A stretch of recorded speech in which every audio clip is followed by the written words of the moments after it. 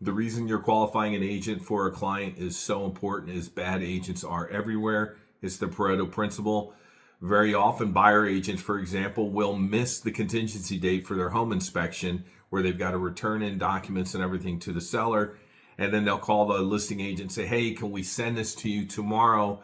And if the buyer agent is bad, they create that situation. If the listing agent is bad, they agree to it and don't explain to their clients, the sellers, that they don't need to sign that by 9 p.m. of that evening in my area where the contract, the way it works, by 9 p.m. the evening of the expiration, the contingency expiring, that home inspection contingency just goes away. If the buyer agent does a bad job, then the buyer themselves will have an issue with them and potentially sue them when they have to buy a house with a bad roof.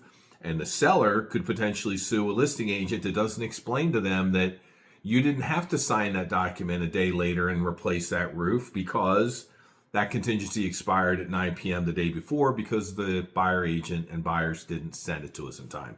So a bad agent can really cause problems. Your job is to interview the agents, find out enough about them that you can help reduce that exposure to the lead. You will never be perfect. That's a very impossible situation for everybody.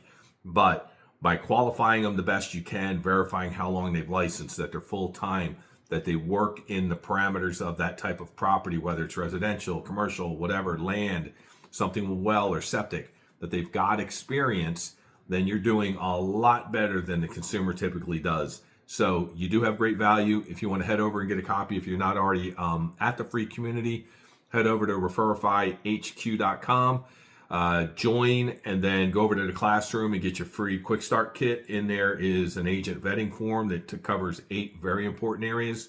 Then there is a copy of a referral document in there.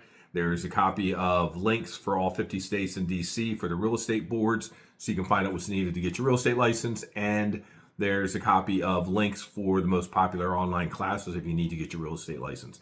Hope to see you on the other side. This is Steve Bradley. I'm looking forward to meeting you.